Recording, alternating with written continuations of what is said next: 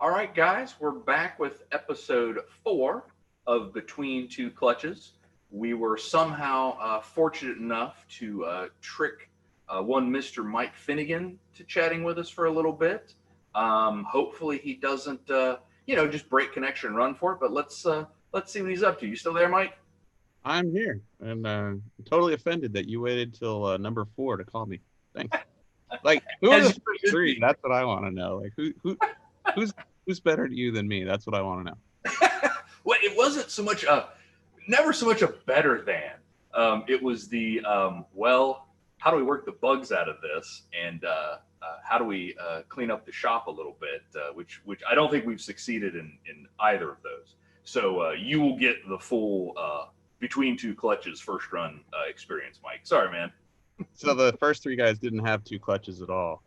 Exactly. Got it. I feel great now. I do. Thank Yeah, you. see, you're essentially a clutch up, brother. You're a clutch up. So, but how you been, man? It's been a little while.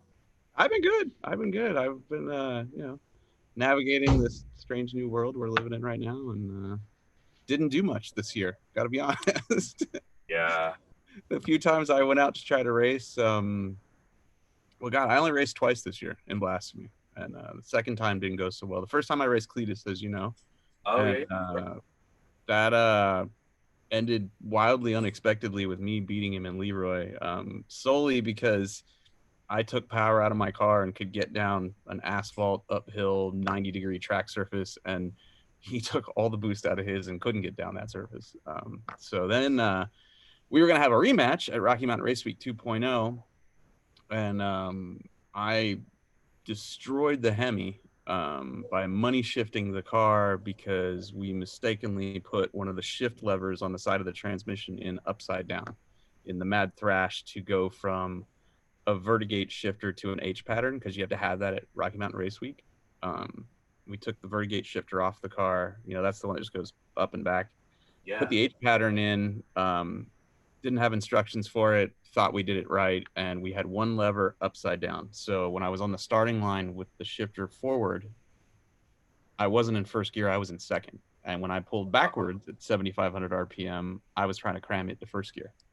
And Oh, I'm so no rev limiter in the world will stop a Hemi at wide open throttle when you do that. And so, no, no. That's the real lesson learned right there. yeah, I'm we so need better rev limiters for my program. I'm gonna work on that for you. Hey, dumb question: are you guys running like an old school vertigate, or was it one of the new ones from like who's making this now? G-Force, I think, or Liberty? Yeah, it's G-Force's shifter company, Long Racing Shifters. It's one of Uh, those. And I the car originally had an H pattern in it, both with the Tremex 6-speed that I ran your guys' clutch with, and with the G-Force. I ran an H pattern. And then at one point, I just wanted to try the Vertigate just to see what it was like and if it was any faster. And so I ran the Vertigate last year at Drag Week when we won, but for Rocky Mountain Race Week's stick shift class, which is the one I was entering so I could race Cleetus and all the other badass stick shift cars, you have to have an H pattern in there. I got So you. the day before the race, we threw the H pattern in there and we were in a big hurry, and none of us realized what was going on. I didn't get to test drive the car. We put it right in the box and drove there and towed it there. And then we took it out of the box, hooked the trailer to it, got through tech inspection, and then just went to the starting line and just tried to make passes. And I couldn't figure out why was it bogging when I let the clutch out. Well, it's because I was in second gear. And then why would it not go into first gear? I never actually got it to go in first gear. I was just literally pulling it and it would just not go, and the engine would rev to 10 grand. And we did it 3 times before David Newburn, who works with me, actually figured out what was going on, and he flipped the lever over. I went to the starting line. It was like almost 9 o'clock at night. Day one of race week was nearly over, and it left the line perfect. Grabbed second, third. It was on a pass, and when I clicked it into fourth, the whole car just started shaking. And Oh no. so I shut it off, coasted around the bend. I think we ran like a 920 or 940 or something. And I coasted around the bend with it idling. And it was idling at 3,000 RPM and it was shaking. And I'm like, that ain't right. So we That ain't right. pushed it back to the pits, found a nice sized dent in the oil pan. And it took the number 7 rod, it had broken it, and spun it 90 degrees in the bore. And it had broke piece out of the piston. A couple other pistons were unhappy. Like the motor's trashed. Oh, So that is one of those, run out of talent lessons I'll never forget. I don't know, so much talent, man. It happens, It does. I kind of pride myself on finding new and creative ways to destroy that Hemi. This is true. It's never the same problem. That's the crazy part. Is everybody's like, "Aren't you tired?" And I'm like, "Yeah, I'm tired of blowing up the Hemi. I am, but I haven't blown it up the same every time." So the relationship is real spicy. Kind of like it. It keeps me interested in it. If I was just going out there and holding a piston every pass, I would have taken the Hemi out a long time ago, and fired myself. But well, and that's the thing. You've had such good success with it. That's what's even more frustrating, But are you going to be able to save the block, or did you trash it? Well, the block, we've had issues with the block for a long time. It's an older Bill Mitchell aluminum block that, if you ask most engine builders, they're like, it's not a heavy duty aluminum block. It's a street block, and you shouldn't be doing what you're doing with it. And at one point we had an engine builder work on it and helicoiled the thing crooked, and so you couldn't put head studs in it, and so it had head bolts instead of head studs. And oh, you're kidding me. And we just couldn't keep the thing sealed up because it kept lifting the heads off. And so last year before Dragweek, I took it to North Carolina to Pete Harrell at Harrell Engine and Dyno. He discovered all the crooked helicoils in the block, fixed everything, and finally that engine last year and into this year was dead nuts reliable. Made good power. We won Dragweek. We set the record. It was awesome. And so now this latest blow up, in between last year and this year, I had time to find a good block. I have a brand new Keith Black Hemi block, aluminum deal, that we're going to put in there and use going forward, and not have any problems, I hope. And the crazy part all about this whole thing is as many times as I've broken that thing and as many laps as we put on it, it has the same triple disc Mantic clutch from 3 years ago. Nice, man. I was hoping to hear that, but hate to leave. No. The clutch is great. It still slips just a little bit when I want it to. It drives like a stock Camaro, but it has no problem holding 1,200 horsepower. And I beat it like it owes me money. Like I put that thing on the two-step at the starting line and just sidestep the clutch every pass. And dude, the thing works. I love it. I absolutely love it. Well, good. And like I said, we did in a previous video, you kind of showcased the centered iron disc that we provided you, and we provided one of our drift guys. And it's one of those deals where it's just the tool for the job. For what you're doing and what the drift guys are doing, it's really the only way to get it done. And surprisingly, the triples tend to drive pretty decent, even though the clutch is pretty aggressive. So I'm just glad it's working for you, man. That's fantastic. Yeah, no, it's killer. Like my left leg isn't any larger than my right. It's an easy driving clutch for how much power it holds. And like I said, it's been in there 3 years now, I think. It's been a while. So I'm just waiting to get the call like, hey man, this thing needs refreshed. I'm like, yeah, I think. But no, keep running her, man. That's awesome. Yeah, I think we can probably at least get another season out of it, because the discs really haven't worn that much. Right, and that's probably the way that those work, because those centered iron discs are so much more aggressive. It's probably just chewing up the flywheel and the plates, and the discs probably don't give a rat's fender. But yeah, man, that's awesome. That is so good to get. And then you were saying too, so we were going to work a deal when you had raced Cleetus that first time, but you were saying you guys were pulling power out a little bit for that race. Can you tell me a little bit more about that? Yeah, so we this wasn't on purpose at all, but we ended up at Paradise Dragway in Calhoun, Georgia, which is a awesome old school 8th mile drag strip. It's been there since 1961, I think. It used to be a quarter-mile track in the 60s, but the cars got too fast. They used to run NHRA Top Fuel. They ran national events there. Oh my God. And so Cleetus was coming to hang out with me, and we were going to drive his hovercraft. We were going to drive my twin turbo jet bow. We're going to do all this stuff. And we were like, well, if you're here, just bring Leroy with you and we'll get this race done that everybody's been asking for. Right on. And it's an interesting race because everyone's like, you guys got a race. And I'm like, that's a 7-second car. I'm not going to beat him. I'm going to do it. We're going to have fun. But, it's really a knife versus a bazooka fight right I was there. going to say unfortunately you're the knife at the gunfight at that point. Yeah. But I love that guy, and we have a lot of fun together, and so I'm game, whatever. And so the only track we could get was Paradise. Well, Paradise is an uphill drag strip. Like if you put a tennis ball in the starting line, it's gonna roll back into the pits. Come behind. And it's an asphalt drag strip. We did this in summer, and so it was like 95 degrees and humid in Georgia. The track was prepped, but it's asphalt. It's 95 degrees out. You're not hooking. You're just not. And so we both made a test pass and just blew the tires off.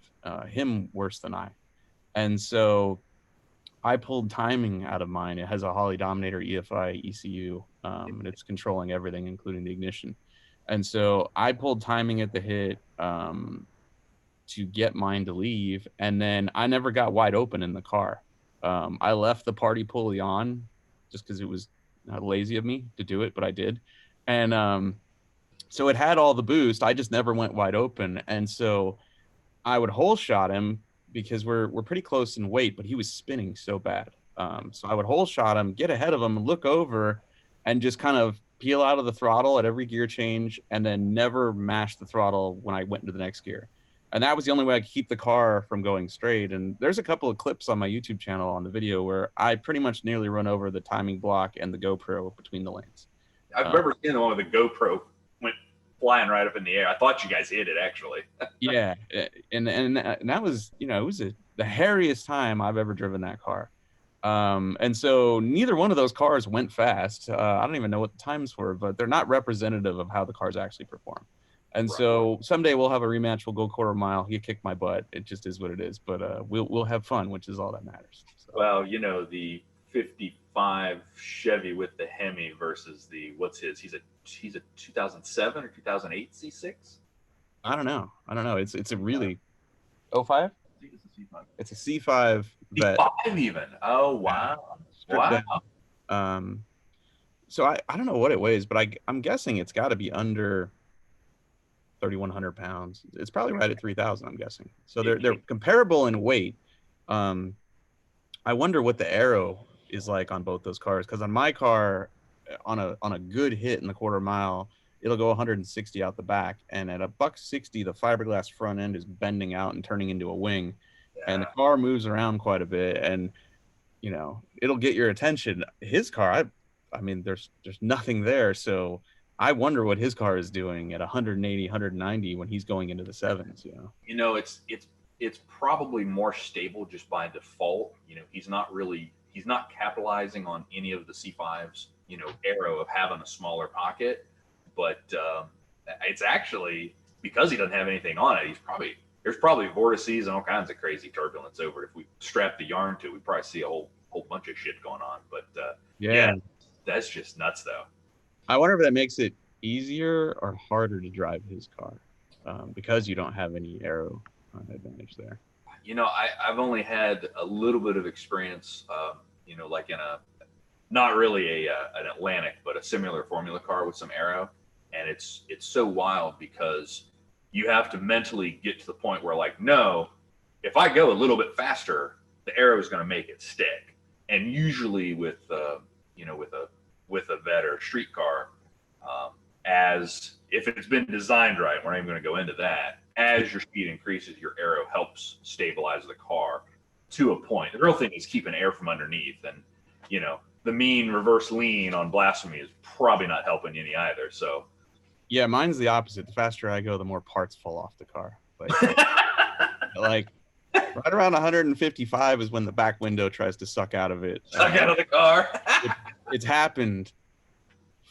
I think it's popped out of the car 4 times, and we keep adding hardware to the rear Lexan window to keep it in. And it's the trunk lid's blown off the car. It's weird. This weird thing happens. Like, I'm guessing it's a vacuum right above the back window that's pulling it out. And once it pulls the bottom edge of the rear window out, whatever air was in the cab of the car goes under the front edge of the deck lid and rips that off the car. So I've had the trunk lid fly over the scoreboard. I've had the window fly out of the car, they're all really well bolted in right now. So I'm can't wait to get the Hemi back together to go find out, can we keep the body parts on and go a little quicker, because we're 200ths away from running out of our chassis cert. I can't go any quicker than 850. Wow. Oh my gosh. Well, Yeah. and it's funny too, you're experiencing, you're getting to live through all the development process that the early funny cars eventually went through, because they all had the same problem. The vehicle dynamics haven't changed. You're still hurling this brick down the road as fast as you can. And unfortunately, there are side effects, which I hope to God doesn't take you off of this planet before I'm done with you. But, No, I'll be here a while, I think. Plus, the car now, it's had a bunch of suspension work done to it, and it's pretty easy to drive even at 160. I'll use the whole drag strip to get there, but I don't feel, it doesn't feel as dangerous as some of the other stuff I get to drive, which is way slower, to be honest with you.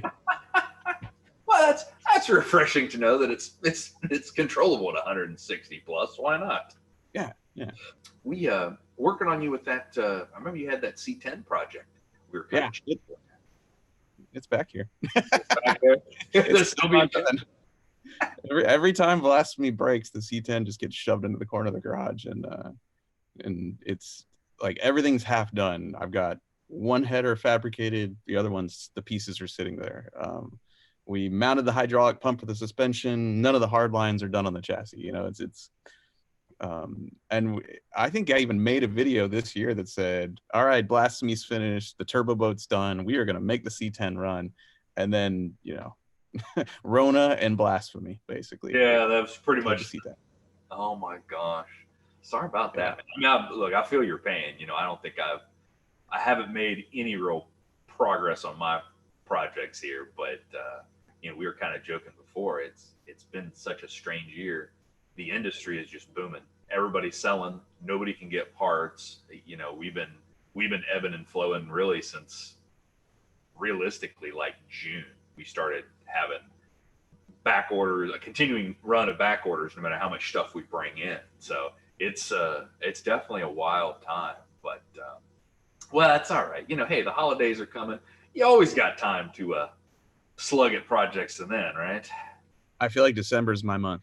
But thanks to Rona and us shutting down production of the TV shows for a couple of months, we then scrambled to finish both TV shows in time for the end of the season. And just by sheer luck, December I'm off. So I'm like, holy crap! I'm gonna go Griswold on the Christmas lights at my house. I'm gonna work on the shed. I'm gonna do some things I've been wanting to do for a while. And so I'm looking forward to December. I really am. Well, hey, Mike, this has been great, man. I really appreciate you taking some time with us. If you're willing, why don't we try to do this again, maybe during PRI week? I think it's going to be a similar setup. I know SEMA has worked really hard to kind of give us a platform to kind of have a virtual, say a virtual booth or whatnot. But if your game and the schedules work out, man, let's try to set this up again. Yeah, I'd love to. I'm pretty sure I'm not doing anything that week, so let's do it. I will need to see some footage of you hanging off the gutter, trying to find the burned out bulb, though. That may be a requirement. I'm putting that out early. It'll be really sad if Christmas lights are what takes me down, not the race car. It's always what you least expect. So I would expect full race gear. I don't know if you can attach a Hans device to a ladder, but it might be a way to do that. Well, thanks for having me, man. No, thanks a ton for doing this, buddy. We'll check in with you here in about a month, and well, maybe the C10 will be a little further along, if nothing else, in spirit. Let's hope so. All right, thanks, man. We'll see you soon. Thank you.